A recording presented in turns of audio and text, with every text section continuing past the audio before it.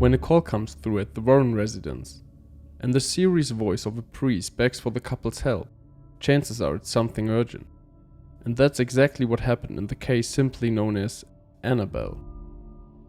The information provided to the couple by a Connecticut priest did not shed much light on the situation at hand. He had been told the story by another priest, which had been asked for help by two nurses. The two women believed to have encountered ghosts in their house. Though the Connecticut priest doubted the authenticity of the statement, he still wanted to pass the case along to the Warrens, mainly because the two women claimed that one of their friends, who had visited their residence, had been physically hurt by the ghosts. The priest on the other end of the phone had one question for Ed Warren. Would you be willing to look into this case and give me your opinion as a demonologist regarding the necessary step that the church should take?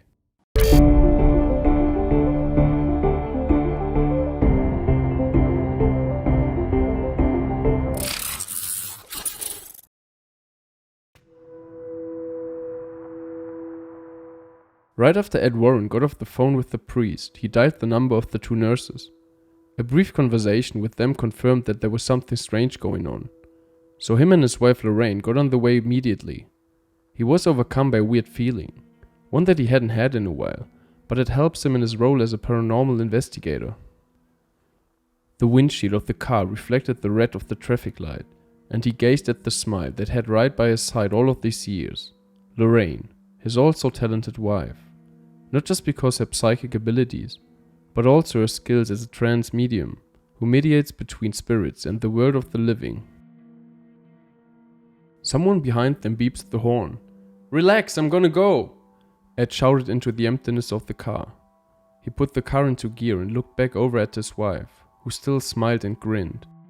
When he smiled back at her, they both started laughing out loud. The drive was at least going to take another hour. Equipped with a tape recorder, a camera and a black suitcase, they rang the door at the address that had been given to them. The door was finally answered by Donna Jennings, an attractive but very upset-looking young lady. Donna Jennings was 28 years old at the time. Ed and Lorraine accompanied Donna into the apartment, where they met Luke Harlow and his girlfriend Angie Stapleton. The Warrens introduced themselves, but were met with only short responses and awkward silences. The faces were very telling. The group sat down at the kitchen table. Ed turned on the tape recorder and Donna started telling the story of the doll. "The doll named Annabelle, is she alive?" "I don't know, but sometimes she moves, and there's something about her that seems like she's real. But no, I don't think she's alive." "Annabelle is a Raggedy Ann doll that was a gift from her mother for her last birthday. She is a doll about as tall as a 4-year-old girl. She has black eyes that stare off into space, and she has a grin that almost seems arrogant." Donna explained that the strange events began about a year ago, when the doll started moving from one location to another throughout the apartment, without anybody even touching her, all on her own. It all started with Donna placing the doll in her bed, with its arms spread to the side and her legs stretched out. Each night when she came home from work, her legs and arms were crossed or in a different position. After a while, notes started appearing all over the house. They looked as if they had been written by a little girl. They said things like, "Help us" and "Help Lou."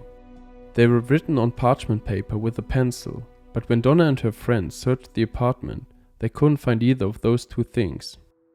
At first they thought that someone was playing a sick joke on them, but when they installed devices at the doors and windows that showed them that nobody entered the apartment without their knowledge, they became convinced that the strange events had something to do with Annabelle. One day they came home and saw blood on Annabelle's hand and her clothes. This was the straw that broke the camel's back. They turned to a medium, through whom they attempted to make contact with the lost souls of the house. Soon they learned the story of the 7-year-old girl that died on the premises. Her name was Annabelle Higgins. She had lived there before the house in which the two women lived then was even built. Annabelle was the one to move the doll around in their apartment, because everyone around her was already an adult and nobody wanted to play with her. Nobody understood her, but she was hoping that one day they would. She wanted to be loved by them, which is why she asked the two women if she could stay with them. The two women answered the request with yes. And from that point forward, she was more than a doll to them. She was Annabelle. Then it's Lou's turn to talk, and he tells them about the incident where he got physically hurt. Before he begins, he mentions that he had a weird feeling about Annabelle and her story from the very beginning. One day he was alone with Angie at the house. Donna was working when they probably heard strange sounds coming from Donna's room. Thinking that someone might have broken into the house, he tiptoes over to the room. The door was closed. He waited until things in the room quieted down, then opens the door slowly and turns on the light. Everything seemed normal until he saw Annabelle laying in the corner. He slowly moves towards her, but the closer he gets to her, the more he feels like he's being watched. He turns his body to look around, when he suddenly feels a step to his chest, so he screams for Angie. She rushes to his aid to find him standing in the room covered with blood and extremely terrified. She puts him in the shower and checks his chest, just to discover 3 vertical and 3 horizontal cuts. They appeared to stem from some kind of claw. Ed Warren asked to see the wound, but there wasn't anything to see. It had healed in a matter of 2 days. There was enough information for the demonologist. Immediately called Pastor Everett and asked him to come over to sage the rooms and perform an exorcism. Because the woman might have thought that they invited the poor, lost soul of a little girl into their house, when in reality it was something much sinister.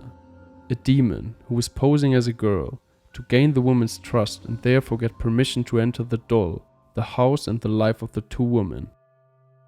After Pastor Everett was done cleansing the rooms, Lorraine and Ed Warren said their goodbyes and stated that their work was done. They decided to take the doll with them in case the demon was still attached to it, in the hopes that this would avoid further incidents for the young woman and their friend. For Lou, Donna and Angie, this was the last time they heard or seen of Annabelle, but for the couple, this was just the beginning. Even on the drive home, they could feel the demon's presence. He didn't want to let them drive in peace, manipulated the brakes, made the car shake, so that Ed no longer had control over the vehicle. They almost died, and the shenanigans continued until Ed threw holy water on Annabelle as well as himself. That's when it ended, as fast as it began. They stashed Annabelle away in a warehouse, used only for items with negative auras. For those of you that have never heard any details of this story before, let me give you a brief explanation. Ed and Lorraine are American paranormal investigators. Movie buffs may compare them to Ghostbusters, because that's what they do, they hunt ghosts. Ghost hunters deal with the investigation of a location at which they or other people suspect paranormal activities. With the help of scientific methods, supported by videos, photos, audio recordings and different measuring devices, such as magnetometers, Geiger counters and thermometers, they can prove such paranormal activity exists. Ed Warren is an autodidactic demonologist, author and assistant professor. Lorraine Warren is a psychic and trance medium. A trance medium is a person who can serve as a bridge between the living and the spirit world. You can say that she offers the option to get in touch with souls from the other side without having to use a Ouija board. Ed has been fascinated with the paranormal since he was a child, because in the house that he grew up in, there was some paranormal activity going on. He saw items seemingly moving by themselves and even flying through the air. Lorraine has been in contact with the paranormal since an early age too. She used to see cones of light floating over people's heads. At first she didn't have an explanation for that, but later she realized that these light cones were people's auras, or their chakras that indicated the energy that was surrounding them. The two of them met during World War II, and Lorraine describes their first encounter as follows.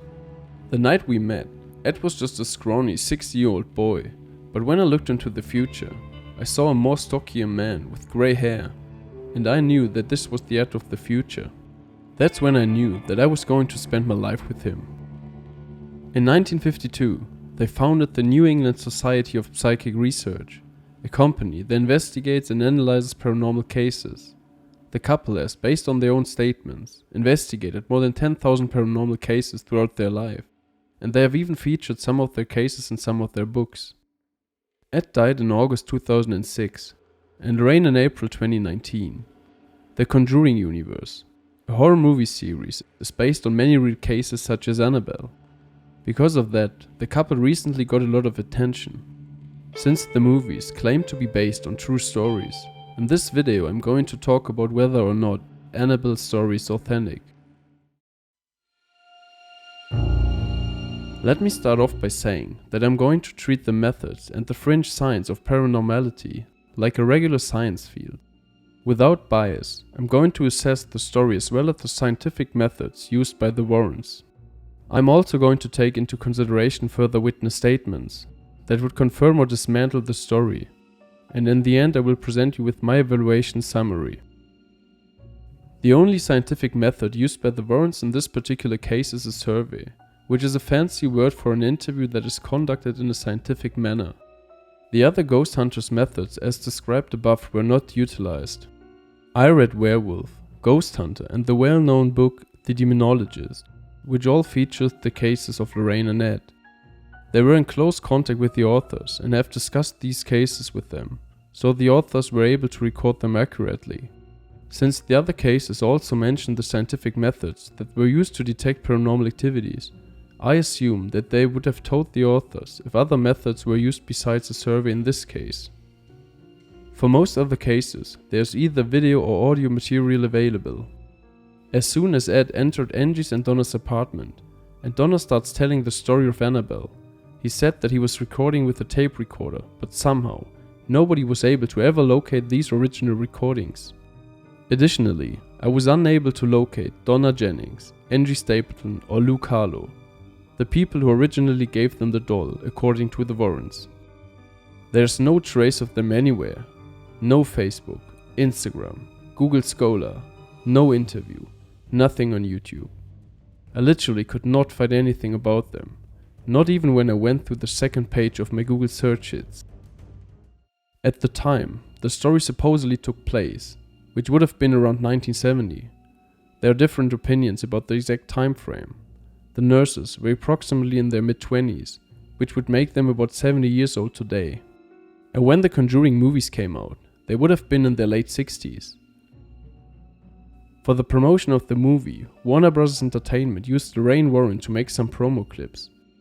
This was supposed to stress to the potential moviegoers that the movie was based on true facts, which always has an even more shocking effect on horror movie fans.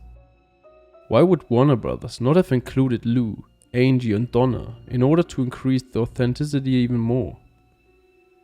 The probability that all three of them died until the movie came out in 2013 exists, but it is low. One argument would be, of course, that the three of them were so scared in 1970 that they no longer wanted anything to do with Annabelle's story. They might have just wanted to leave everything behind, but it is strange that there's no trace of them to be found on the internet anywhere.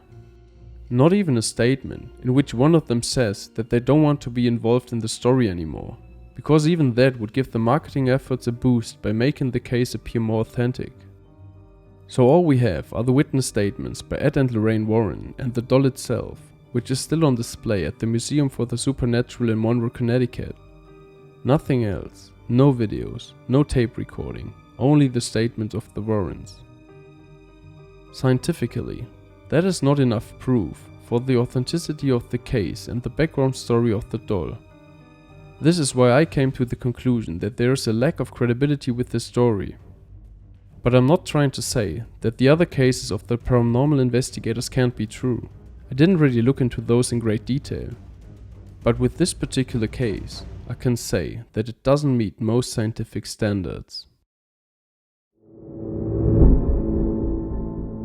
That was the story of Annabelle, the doll who is said to have caused a lot of trouble, and the test of her authenticity. If you have different opinions or I forgot any important facts, please let me know in the comments. I'm always open to reviewing new reliable sources and appreciate it if someone is sharing their knowledge with me. I would be grateful if you give the video a like, leave a comment or subscribe to my channel. You may even want to share the video with your friends if you like the videos I produce. That would help me out tremendously. Thank you so much in advance and thank you for watching. Have a good night and see you next time.